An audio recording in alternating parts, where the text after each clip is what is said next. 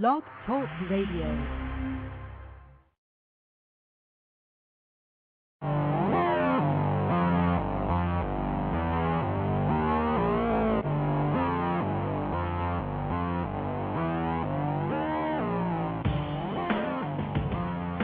Welcome to Blog Talk Radios, the Incoherent Ramblings of C&E. Christopher and Eric are your hosts, coming to you live from Greensboro, North Carolina, as we do every Thursday from 6 to 7 p.m. Eastern Time. Our intro music is provided from the Podshow PodSafe Music Network. Check it out at music.podshow.com. Also, feel free to email your topics for discussion, suggestions, and comments to incoherentramblings@live.com.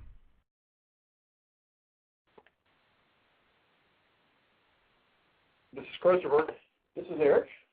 It's March the 18th. My birthday. Yes. National holiday. This is the special birthday edition of the Incoherent Ramblings of C&E, live from the internationally famous C&E studios. And I wasn't expecting to be here. No. No, I thought I had something with my daughter's school, and at the last second found out I didn't have to be there. So what better way to spend your birthday? Absolutely. Than with our loyal listeners. Loyal listeners. Yes. I couldn't think of a better way personally. No. And I would be such a letdown to all these tailgaters out here. It's a beautiful day, is it not? Gorgeous day. First spring-like day we've had, and we're already back to like 13, 14 tailgaters out there. Yep. They're lined up. Mm-hmm. It's not a record by any means. They have a grill going. They do. I can smell the hot dogs in here. Bella was going crazy. I know. She recently had her hair and nails done. She's got a bandana. She's sporting a bandana today. She is. With flowers on it. She wanted to dress up for my birthday. Yeah, she did. There's a young lady at the vet where Bella goes that buys like fabric that's left over she can get cheap, and she makes those bandanas for the dogs after they get a bath. Right. So it's kind of a little kind of spruce them up a little bit. Bonus. Yeah, it's a bonus. So, and Bella loves it. I mean, nothing a dog loves more than have something wrapped around their neck. They can't get loose. So, indeed, a beautiful, gorgeous day outside. I went on 2 very nice walks. I am on call, so I have to stay close to the house. So I just walk around the neighborhood, but it's very nice outside. And this weekend's supposed to be incredible too. For my birthday, the painter guy, a friend of mine, came over and sprayed Kills, primer, on my entire basement den. Excellent. So that worked out well. Oh, now you can't see that lovely brown that it was before. No. Well, maybe now you still can see a hint. But hopefully tomorrow it's going to be all going. Yes. So I'm hoping to get all the paint done in the den, maybe even carpet done before Saturday. Wow. So that we can move the pool table and the entertainment center and only have to move them once. Yes. That would be, so when we move them over to the house, they go to their final resting place. Right. Right. Yeah, let's do that. I'm trying very hard, feverishly all week. Those are 2 very heavy, 3 heavy things. That TV, right, those the entertainment center and the pool table. The problem with a TV is it's hard for more than one person to really get a hold of it. Right. Especially when especially putting it into the entertainment center. Putting it in or taking it out. If you were just picking up from a table, moving it to another table, that wouldn't be so difficult. But taking it out of there and putting it into there with 2 people is very difficult. Right. And with one person, it's not so much the weight. I mean, it is heavy, but it's not so much the weight as it's really, really big to get a hold of. Right. So you need 2 people, but 2 people really can't handle it. Yeah. So it's kind of does yours, like most of those Sonys, have those handles built in? Wouldn't it be also if it did? Yeah. I don't think it does. Mine did. I found it was like just the right spot where you held it against your belly. It kind of, the weight of it locked it in against your hands, and it was like you had a built-in forklift. So if yours has that, it's been so long since we've moved it there. It's been 5 years.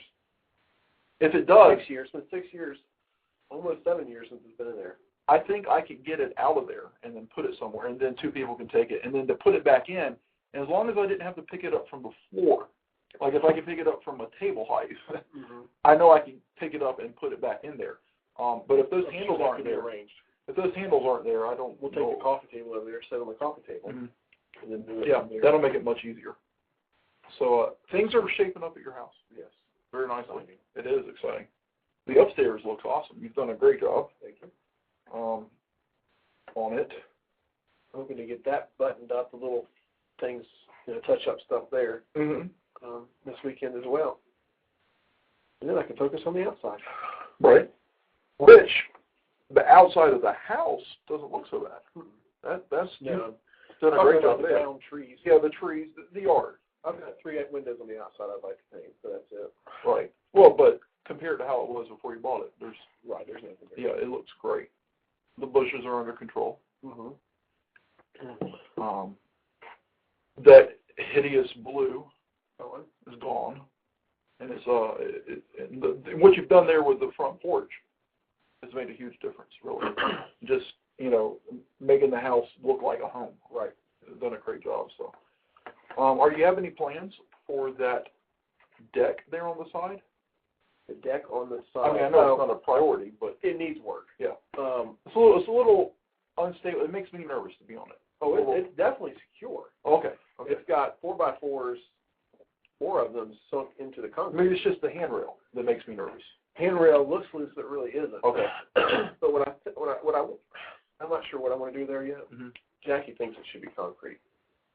I can't do that. Or I should say I don't currently have the skills necessary to do concrete. The whole brick. She wants brick. Concrete and then face it in brick. Oh, that actually would look nice. It would look very nice. Yeah. I just don't know if I have the skills to do that. So as a fix, I was thinking maybe, because it wouldn't take a whole lot of it, that Trex material. I was going, before you said the concrete and brick, I was going to suggest the fake wood. Right. Because it wouldn't require that much. Right. And then the structure that's in place can handle it. Yes. And no maintenance after it's in place. Except for a hose. I mean. Right. So I may do that eventually. It's not on the list for this year. Right. Well, that's what I'm saying. It's by no means a priority. Like it's something that needs to be done. I was just thinking, being that it is small, it wouldn't require an awful lot of work to do something with if you were going to use the Trex or whatever. The biggest priority now is finishing the laundry room. I got to put the drop ceiling up in the laundry room. Dryer is all operational though. Washer and dryer, ductworks ducted out and everything. So are they in there? They're in there. Oh, okay. So you just need to get the drop ceiling and the cabinets. Drop ceiling, cabinets, and paint. Okay. And doors. Right. So. But the fact that it is operational is a good thing. Right. You won't have to go to the laundromat. Right. My last trip was this week. I ended up doing 5 loads out there because I didn't want to be on it. Right. Well, actually, didn't get operational yesterday. had to have something sooner than yesterday. But the painting the den and the carpet the den, touch up upstairs, and then I can remove the trees outside in the backyard.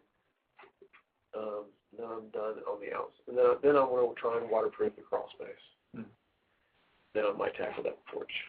Well, the thing with the crawl space is that's something that you can take your time on and nobody can see your like it's not like if you started something outside, you wouldn't. I mean, not that you couldn't, but you wouldn't necessarily want to leave it unfinished. Right. But that you could take 3 weeks or whatever, 3 months, 3 months, and 4 months, and nobody would see it. And it really literally may take me that long to do it. Right.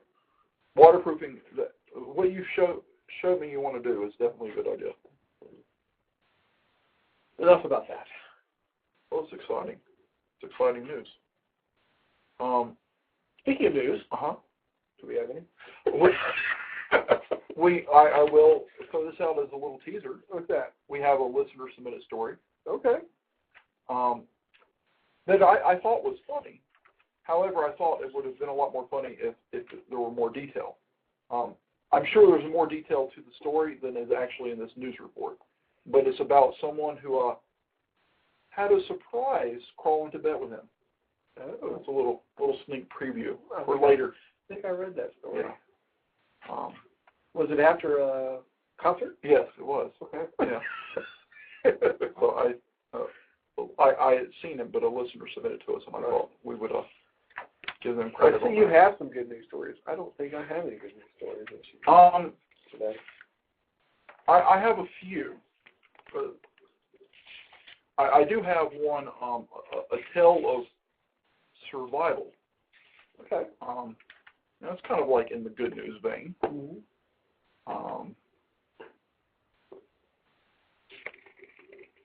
This is a link off of our Heroes and Angels website. It's a little lengthy, but I'm just going to say, just kind of go over the top here. Matt and Sarah Staker and their son Bronson, who's now 18 months. Mm-hmm. He was found face down in a bath, and he was declared DOA at the hospital. Oh, good gracious. Yeah. Bronson Staker is a typical 18-month-old, which is to say he wasn't interested in what mom and dad were talking about with a stranger.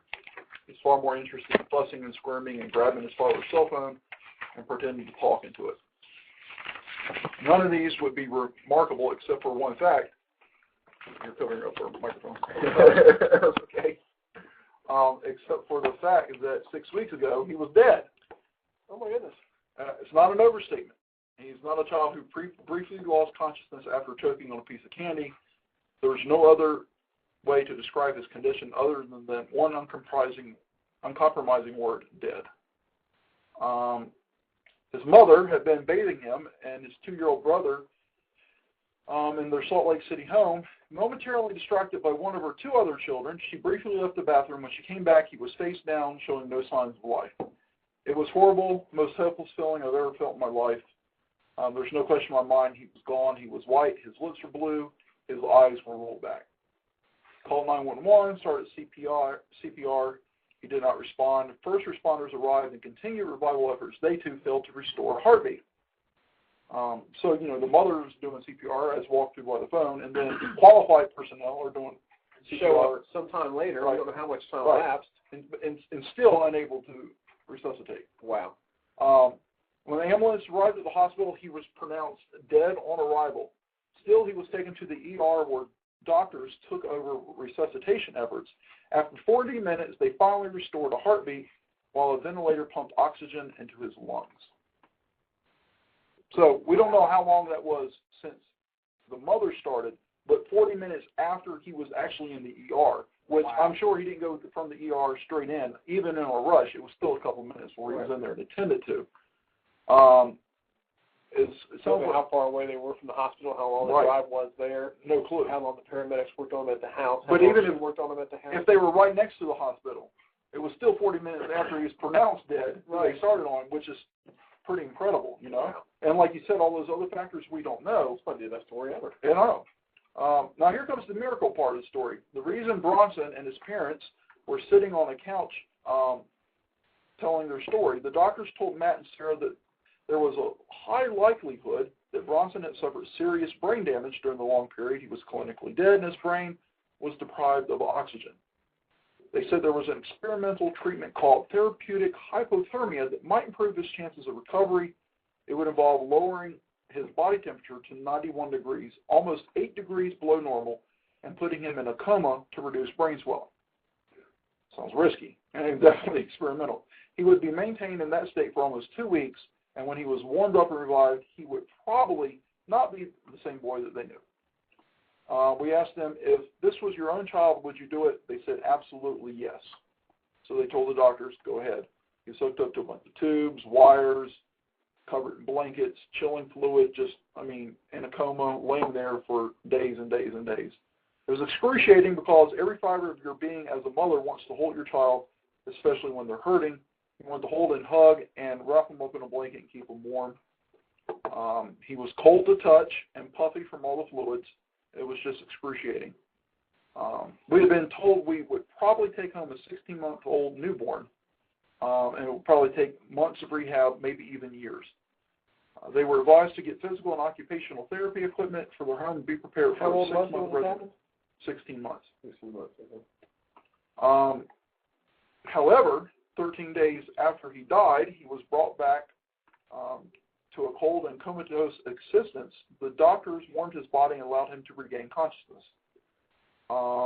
When he looked at his mother, when she looked at him, he looked back and recognized his mother. He walked into the room. The lights were on. Immediately, I could see that he was tracking and connecting and looking from one nurse to another. When I walked in, he lifted his chin, and I could see that he knew who I was. And they're going on to saying this is beyond anything they've ever done with any newborn whatsoever. By the end of the day, he was standing up on his own. A day later, he was walking. 2 days later, he walked out of the hospital. Wow. Everything's there. He was weak because he was lying down for 13 days, Right. but all of his cognitive functions, how his brain works, is all still there. Wow. So the doctors say they given him milestones that he has to reach every so often. But a month later, he still shows absolutely no sign of damage. And if anything, he's learning the vocabulary faster than before the accident. So that's a pretty amazing story. That is. Where are they? Salt Lake City. Salt Lake City. So, I mean, if you think about it, you know, the child was dead. Resuscitation efforts to no avail. Right. And then was pronounced DOA by doctors. And it didn't say how long they had been, the doctors there took over. And it didn't say how long, but they pronounced him dead. And then the ER doctors took over, and after 40 minutes got a heartbeat. I mean, that's... it's amazing they've worked on him that long. Right. Well, that in and of itself is a miracle. Right. But then to put him in this coma at 91 degrees for 2 weeks, not even really knowing whether or not it was going to have a happy outcome, and then he comes out seemingly unscathed, is another miracle in and of its own. So definitely a good story there. Amazing that they come up with these treatments. I mean, who would think to drop somebody's body temperature, brain, and a swell of brain, to, that's amazing. I mean, who came up with that? Right. I hear you there, because it's like, you know, who knows? I don't know. Anyhow, pretty amazing story. I was thinking there. I might be one of the other ones ever. Mm-hmm. We have a follow-up on our chimpanzee story. Oh, yeah? Yeah. Tell me. The lady that was attacked Right. by Travis the chimp. Yes. For months, we had bleeding edge. Maybe that's not the best word. Cutting edge. Slice. We had up to the minute news reports with live audio. Yes. When it happened and weeks following it, with in-depth coverage right here on this show. But here we're going to do a little follow-up. Basically, she's got a scarf over her face? Yeah. Well, she's disfigured. Right. And blinded. But she says she's happier, and she still feels like herself. So, I mean, Travis, he attacked her on February 16th. This was a year ago. He's 200 pounds. A lot of people don't realize it. He weighed 200 pounds. That's a large chimpanzee. Yeah. And you know, very strong. He ripped off her eyes, her lips, her nose, and all of her fingers except for one thumb. I mean, that's crazy. That is crazy. And the doctors did not expect her to survive. But not only did she survive, she's moving ahead in a healing process that has medical staff marveling at her resiliency. So, another amazing story, because obviously, you know, doctors expect for her to die, and she's, you know, beating the odds there. Yeah. The owner had to, what did he have to take to the chimpanzee to get him off? A butcher knife. Butcher knife, yes. Stabbed Travis multiple times. And I believe he was shot, too, by a police officer. We had live audio of that. Yes, we did. We're not going to play it now because we don't want to drudge up those horrible feelings and memories. This is good news. This is good news. And another good thing to this lady who was attacked, she has no memory of it. Oh, really? No memory whatsoever. So I think that's a positive. Oh my gosh, yes. I mean, she's not having to have nightmares and stuff like that. So that's. I wonder if she was knocked out before the attack, or if it's just the pain of the attack. I think it is probably just a shock. Because when they found her, she wasn't unconscious. She was herself and all. So She says sometimes there are dark days she doesn't feel the same, but she basically just keeps going. And she's making a comeback, so that's good for her. And a little follow-up on a story that we covered in depth earlier last year. Yeah, I mean, the day it happened. Keep an eye out for more updates.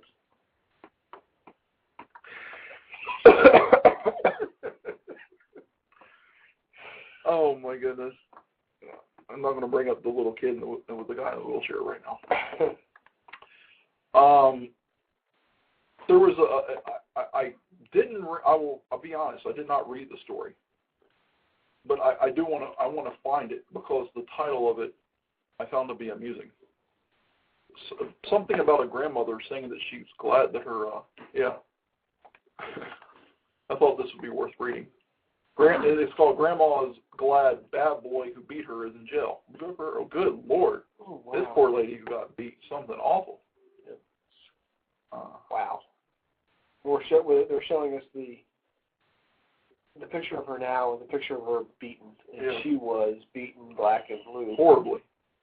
Swollen. Basically, the quintessential American grandmother, 76-year-old, glowing with life and sweeter than a Christmas cookie.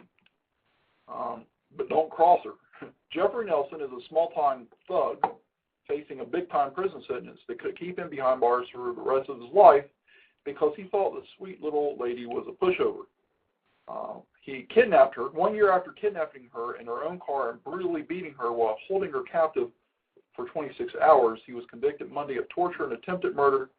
Thanks to her testimony against him, he pleaded guilty to a list of other charges before the trial and could get 2 life sentences starting in February. Does it give how she escaped or how they... Let's see here. She calls him a bad boy. Bad boy. She said, I'm just glad that they found him guilty because he is a bad boy. She faced her attacker in court.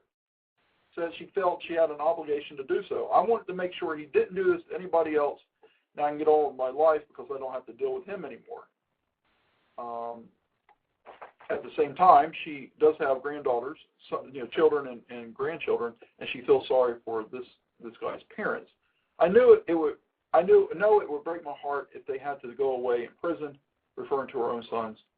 I feel sorry for them. I know they're hurting. They probably didn't know he was the way he was. There you go, beaten and bound. That's where it goes. Well, here's something I see. It's kind of interesting here about the coldness of her attacker. He kept looking at the ceiling like he was bored and thought he shouldn't be there. Yeah, in the paragraph before it says she doesn't feel like he's learned his lesson, but right. You can tell by his actions during the courtroom, like you said, he was looking at the ceiling and acting bored. But he'll have a couple of years he'll have life in prison to think about what he did. Exactly. A year ago, she sat in her home with her son and told Matt Lauer about the ordeal. Just 1 week removed from December 8, 2008, kidnapping, her face still bore ugly purple bruises from being beaten by Nelson and another attacker. As they drove aimlessly around in her car, the grandmother used trussed up with duct tape in the rear cargo compartment. They'd come to her house earlier that day and sold her a vacuum cleaner. He came back that evening and asked to use the phone, saying his girlfriend had thrown him out of the house. An open woman who believed in helping everyone she could, she opened the door to the young man. When she showed him the phone and turned her back, he strangled her into unconsciousness and bound her with duct tape and took off with her in her own car. At the time, she was denied food, water, and bathroom breaks during the 26 hours she was held captive. She prayed for God to either take her life or set her free. She repeated the prayer often about her deceased husband, Don. She feels her prayers were answered because after she began praying, a policeman pulled Nelson over for a routine traffic violation. The cops saw Benj trying to wave a bound hand in the back of the car and arrested the young man along with the 2 others. The 2 younger ones now also face trial for torture, and she said she will be happy to testify if asked to. So they beat her, bound her, and stole her car for joyride? yeah, he strangled her till she's unconscious, then beat her senseless, tied her up with duct tape, and threw her in the trunk and just drove her. I mean, the back seat and just drove around with her.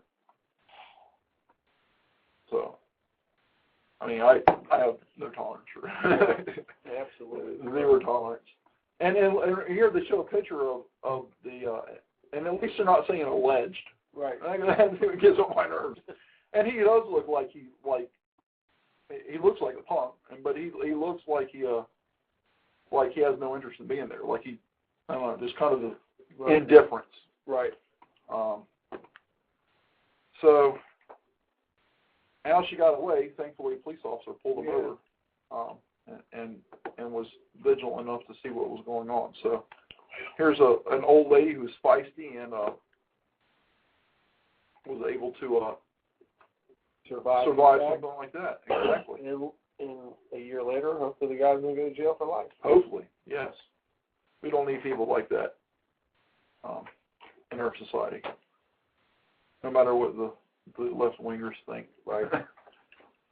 So, do you have anything for us? Do we need some light? It's a little dark. It is a little dark. Let me get the light for you while you read us a story. I don't have much. And apparently my printer, I had printed out a couple. I thought it might be a chance I'd come today. But apparently it didn't print all the stories. No, here's one. Juror accused of credit card theft.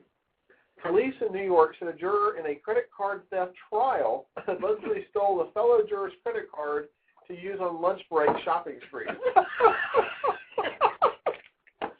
Investigators say Jennifer Mercado, 20, was sitting on a jury for a burglary, grand larceny, and possession of stolen credit card trial. Allegedly swiped fellow juror John Postrick's American Express card and used it to buy $500 worth of merchandise. Mercado said Postrick, 49, gave her permission to use the card. Not sure. Which is obviously not true.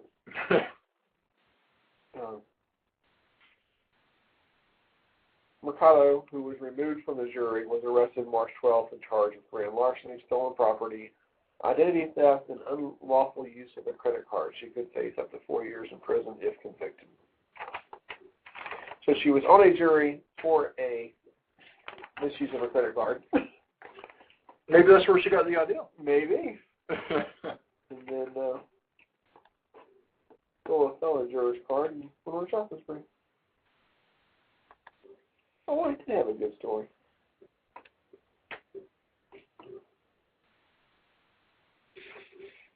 See if I can find the beginning of it.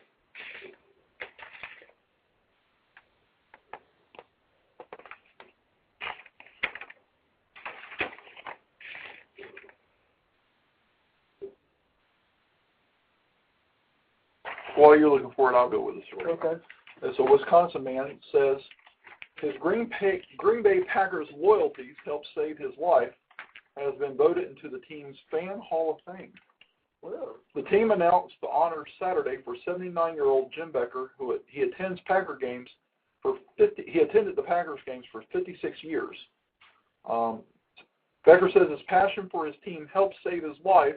He and his wife raised 11 kids, so money was tight to afford his season tickets without taking money from his family. He began selling his blood for $15 a pint. His doctor later found that Becker's father died at age 43 of a condition in which the blood retains too much iron. The only treatment is to remove the iron by giving blood. By that time, Becker sold his 145 pints to pay for his tickets. He said if he hadn't, he'd have he too may have died young. So basically, he was selling his blood so he could afford to go to the Packers games, right? And because of that, they were able to remove the iron from his own blood and save his life from this life-threatening condition. Oh. So I don't think he could really credit the Packers. I think he could credit maybe his passion for seeing the Packers live. Right. So I have a story. I don't have all of it. Uh-oh. And apparently that page, maybe I ran out of paper or something. Maybe some good news is better than no good news. Well, there you go.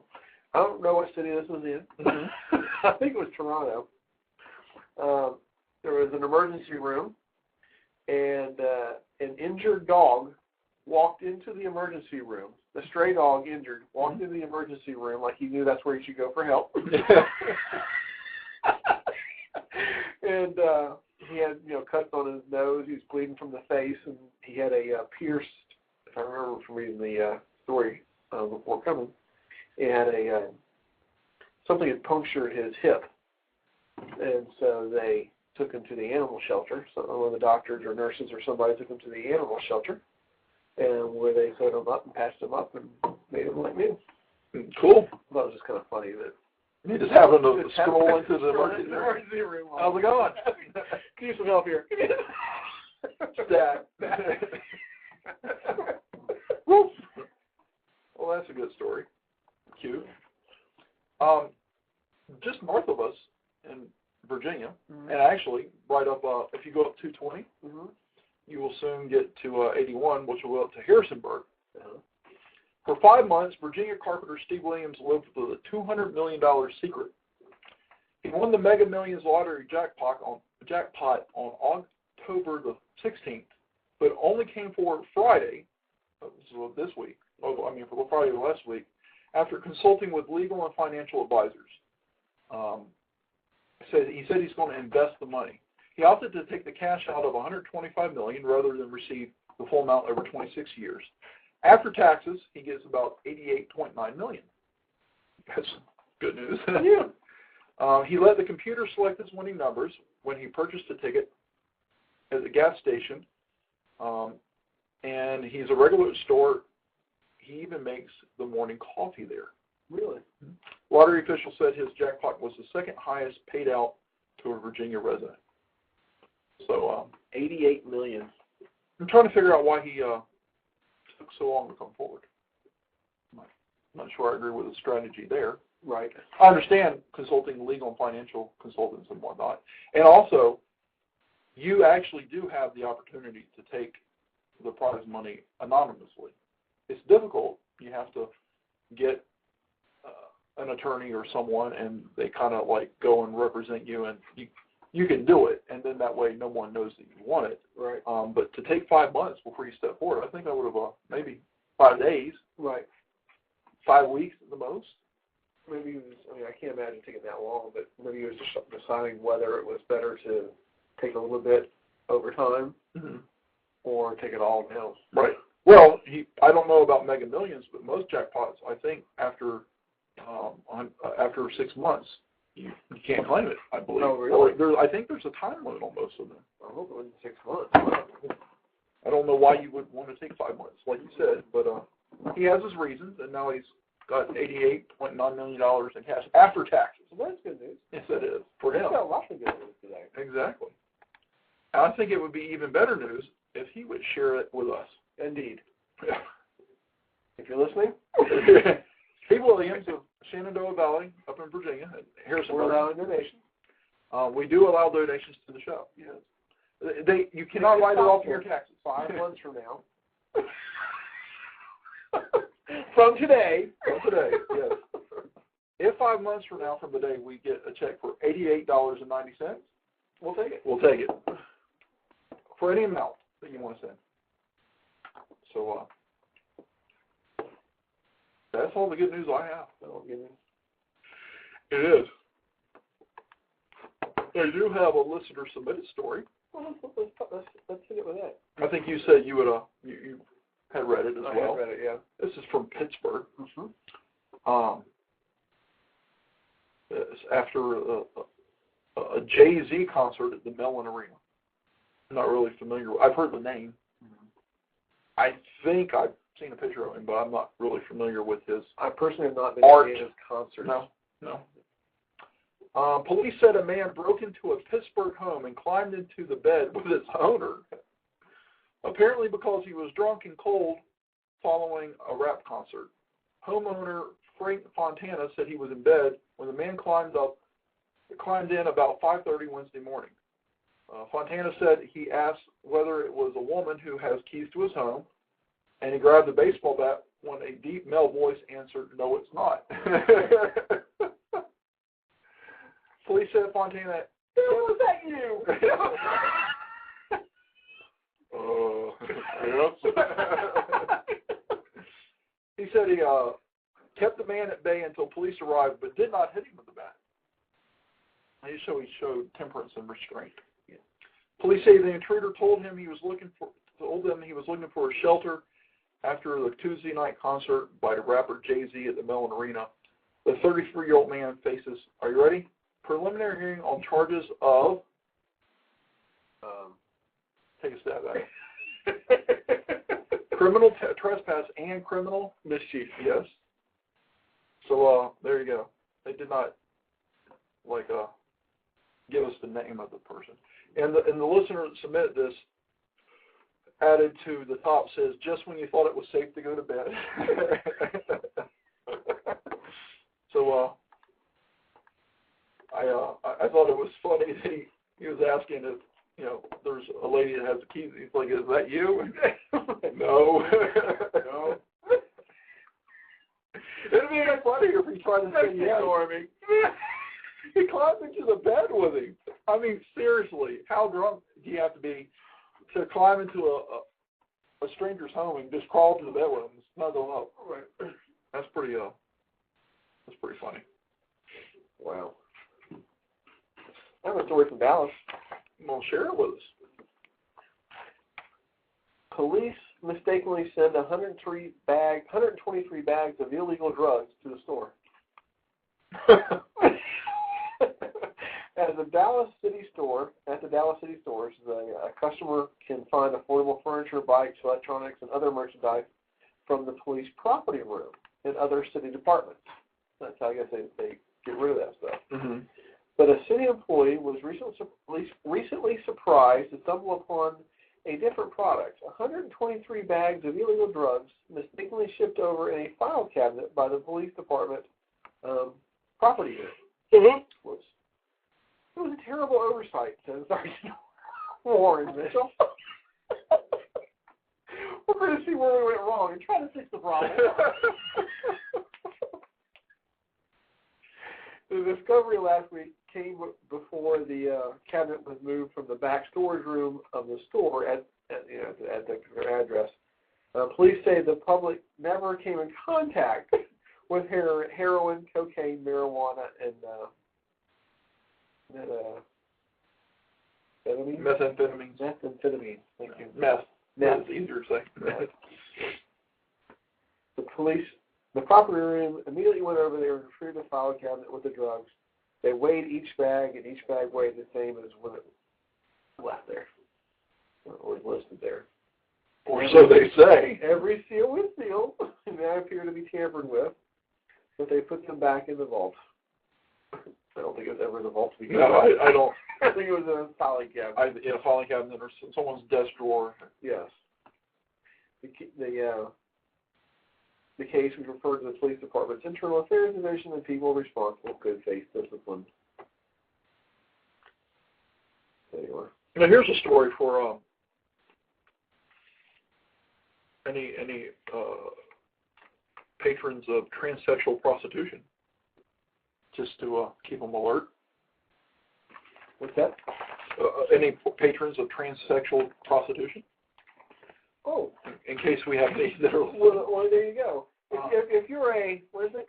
Transsexual prostitute. If you're a transsexual prostitute. Or a patron thereof. Or a patron thereof, feel free to call and raise your hand. Talk. Yes. And also pay attention to the story. Yes. You may find this interesting. These were not flames of passion. The Swiss Daily Blick reported that a fire in an apartment used for transsexual prostitution forced a naked Swiss man onto a window ledge. Firefighters rushed to the scene and put out the flames, but not before the man was photographed in all his glory against the modern building. Worse, from the man's point of view, they printed the photograph Tuesday and quoted someone from the prosecuting office saying the apartment was used for sex business. The 33-year-old man was hospitalized after the fire Monday, according to the paper. He was released that evening with light burns. Wow. So not only was he photographed and put in the paper, but they also put in there what the part that was used for, and there he was. Yeah, it was, I guess, pretty embarrassing for him. Right. Well, you know I'm not a member of PETA. No. However, here's a story that I think would have them up in arms and has me rather angry. Mm-hmm. A chimpanzee named AI undergoes testing at the Primate Research Institute in Kyoto University, Japan. However, in Nevada, I don't know how to do this story. In Nevada, workers at a Nevada research lab were checking on a primate room when they came across a ghastly sight. 30 dead monkeys were essentially cooked alive after someone left the heater on. 2 others that survived had to be euthanized. Mm. So it's at a research testing lab in Nevada. And a lab run by the same company, a monkey died last year as it was sent through an automatic cage washer where the temperatures were so high that the monkey never had a chance. Mm. The 2 cases have led to calls for greater oversight and enforcement of the research industry because the fines for subsidies of incidents like this are so small. I mean, I think they were fined like $14,000 or something.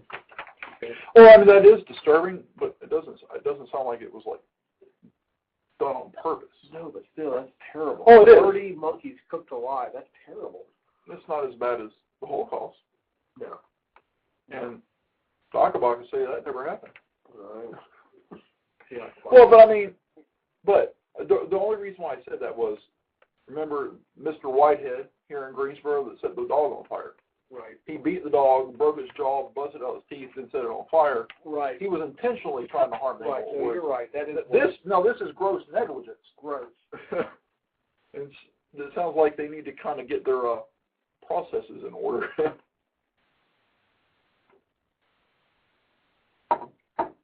That's not a very uplifting story there. Oh, well, I thought we were out of good news. We are now. I don't have stories because mother was in print. Your dog that walked into the emergency room, it was Mexico. Yeah, Channel 1 just found the first part of it. You said Canada, which is America's hat. Right. Mexico is America's beard. So, let's see here. I have some stories. Okay.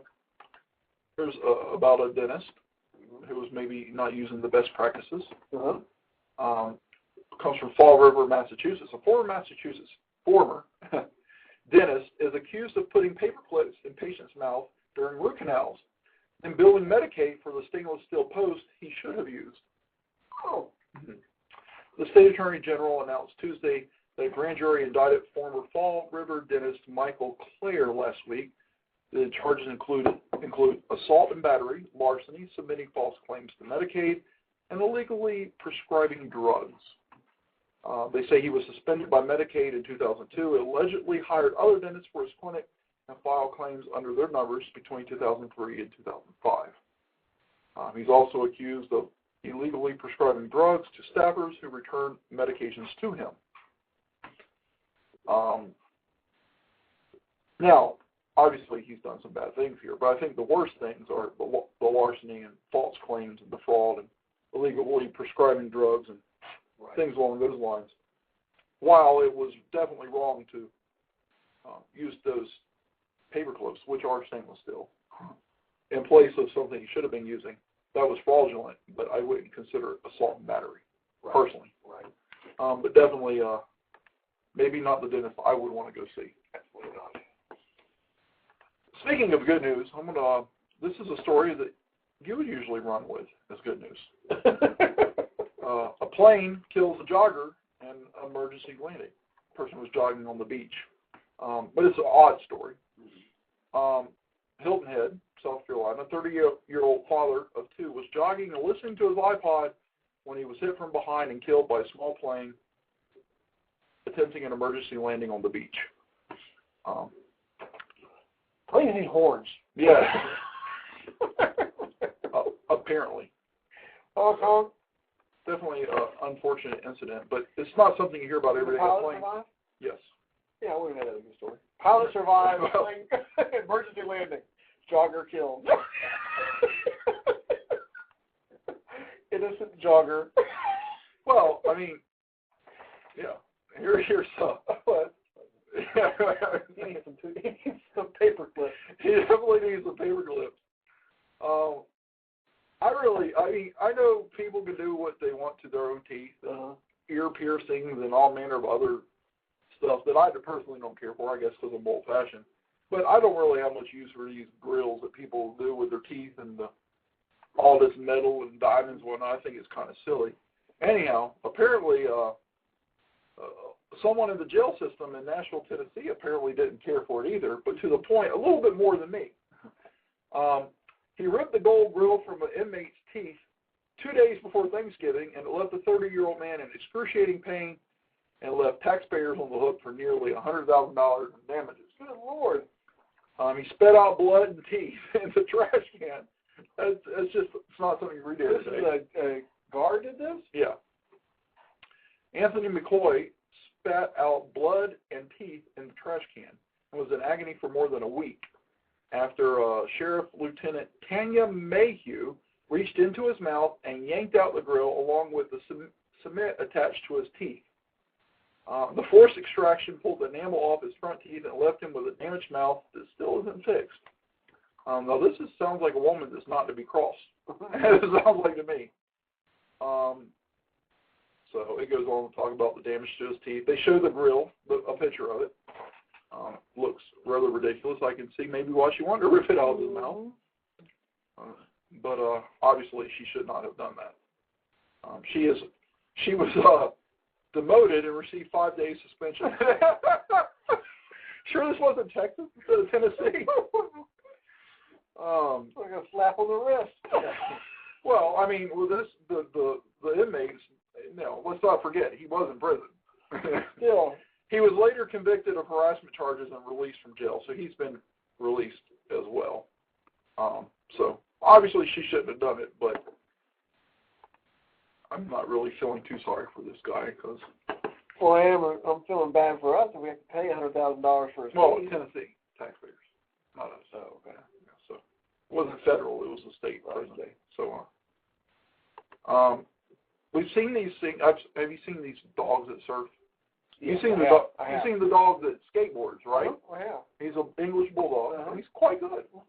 Well, there's English bulldogs and all manner of other dogs that surf by themselves. I've seen a lot of the, what do they call that breed? Jack Russell Terriers. Yeah, the little JRTs. Yeah, they're, well, here is something unique. We've seen surfing dogs. Mm-hmm. Have you ever seen a surfing alpaca? Not yet. Well, here it is. A Peruvian hits waves with his alpaca. Domingo Pianesi, or something like that, has spent a decade training dogs to ride on the nose of his board while he surfs. Now he's the first to do so with an alpaca. I mean, because he can. He slowly introduced his alpaca.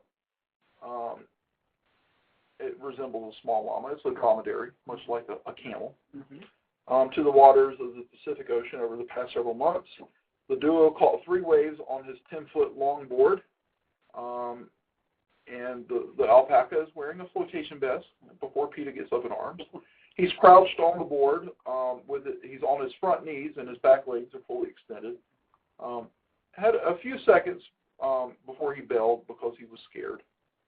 But now he's apparently has moved on from dogs to alpacas, because unlike the Labrador Retriever, which is the dogs he trains, the alpaca does not swim instinctively. They don't just jump into the water for a swim. So it was kind of a challenge. A challenge, yes. Take an animal like a cat who doesn't like to be in the water. Yes.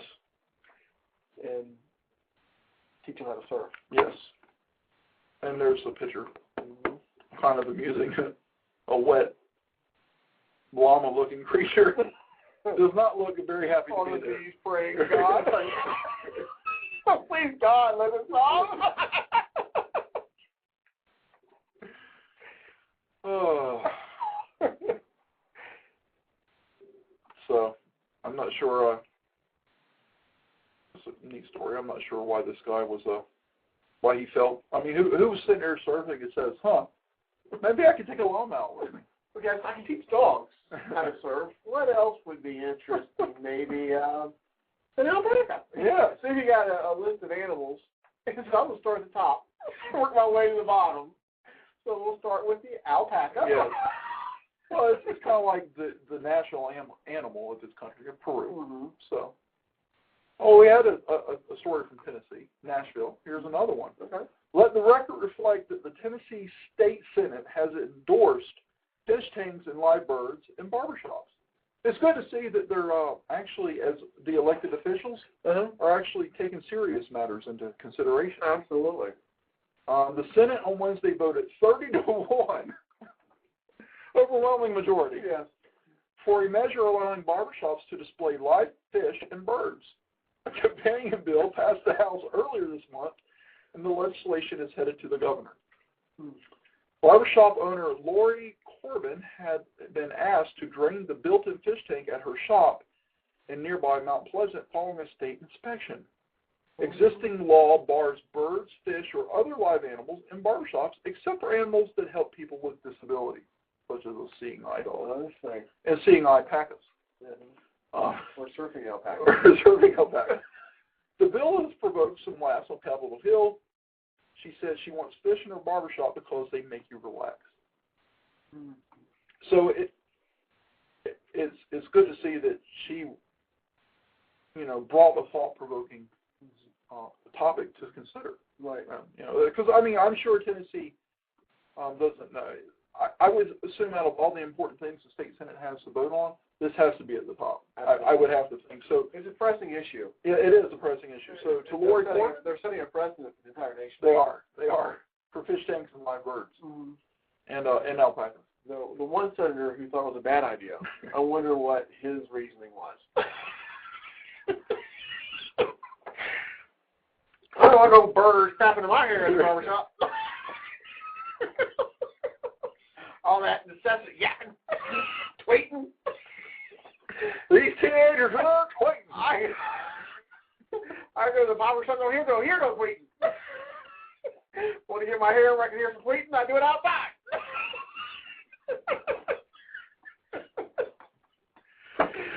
Fishes going here and there. Doesn't make me relax. Doesn't relax me one bit. Makes me nervous. Or he could have been someone like me who just voted against it just to show his displeasure and have to vote on it in the first place. Right. I wonder if he's been ostracized. One holdout. Something's fishy.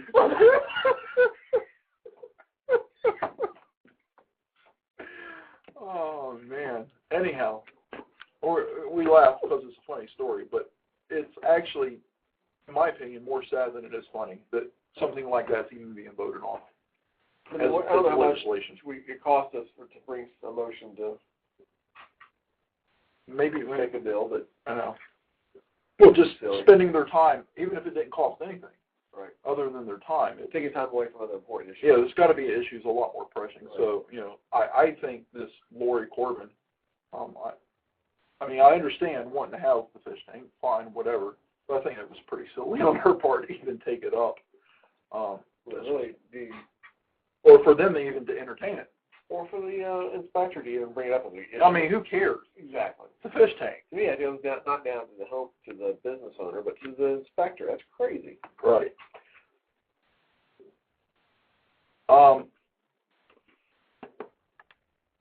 In the movies, when they're trying to stop a car as they're driving along out of control, they throw down these strips that blow up the tires. Here's one that kind of did by mistake. Whoops. Yep. Some drivers in Newport Beach say they were left flat after a spike strip fell out of a police car and punctured their tires. The police report said the strip, which is designed to slow down fleeing drivers, fell out of a police officer's Chevy Tahoe on February 27th. The report said the officer had checked out the vehicle but forgot to close the back door before leaving the police station. Whoops. A little oversight. At least 3 motorists have several flat tires, flattened, and 2 have filed claims to the city. And now that's a legitimate claim, I believe. Right? One is asking the city for $221 to cover repairs and towing fees, while the other one wants $870 because of 2 flat tires on his Jaguar. City spokesman says the city's looking into it but can't comment. I think that's kind of a no-brainer. I don't think fell out of the car, they got their tires flat, they should get that taken care of. So, here's a story I always like to see, the criminal weirdness we like, and here's a man convicted of pulling over an off-duty officer. Comes to us from Phoenix. An Arizona man accused admonishing motorists of traffic laws while posing as a police officer apparently picked the wrong driver to pull over. Whoops. A jury on Tuesday found 62-year-old David Word guilty of impersonating a lawman for pulling over an off-duty police officer. Avondale police officer Matt Leidick says he was on his way to work in his personal vehicle last May when Word pulled him over while driving a black Ford Crown Victoria equipped with lights and a siren. Leidick says Word told him to slow down, then drove away. The officer noted the police-style equipment in the car and copied down the license plate, which came back registered to Word. Police then arrested him in his home. He was acquitted of pulling over a state liquor board member for driving an interstate carpool lane. So he's like a road superhero. Apparently he's. I don't. Maybe he doesn't have ill intentions. Maybe they aren't mal. It doesn't sound like it, does it? Because someone was pulling in the carpool lane. This guy seems, but I mean, he doesn't have the authority to do what he's doing. I thought it was good. We had a story. I can't remember the exact specifics. Several months ago, there was a story about someone pulling over cars, and they pulled over a sheriff deputy. Right. What makes me wonder is, how many people has he pulled over? Right. Before he gets a policeman. It's not the first time he pulls somebody over. It's an undercover police or an off-duty policeman. Exactly. So how long has that got to go on before something like that happens? We're just about out of time, but here's another a little. People are trying to go on something, saying something's unconstitutional, taking it to the state. The attorney representing a jogger accused of yelling at police and citizens during his runs through Portsmouth, New Hampshire, said an order barring his client from the city while he is free on bail is unconstitutional. Attorney Anthony Nero argued during a hearing Tuesday that a judge should dismiss a charge that 28-year-old Craig O'Brien violated his bail conditions, but prosecuting attorneys argued that O'Brien engaged in a willful course of conduct, taunting the police department with daily visits for a week while on bail. The judge has not ruled on the dismissal motion. O'Brien is a resident of Elliott, Maine. He faces disorderly conduct charges, alleging he yelled at offensive words during jogging last May and August. But apparently he's I like the word taunting. Yes. I will taunt you a second time. You English pig dog.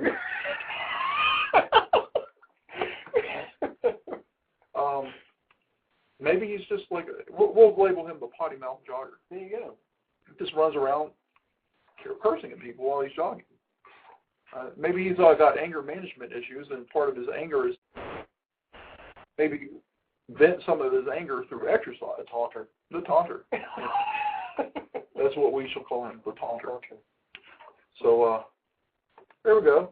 That's the end of our show. We hope you guys enjoyed it, and we will see you next week. Happy birthday to Eric. No happy birthday in German? With the files been deleted. This has been Blog Talk Radio's The Incoherent Ramblings of C&E. Christopher and Eric are your hosts, and we would like to thank you for listening to our show today. Don't forget to tune in for next week's show, live from Greensboro, North Carolina, as we are every Thursday from 6 to 7 p.m. Eastern Time.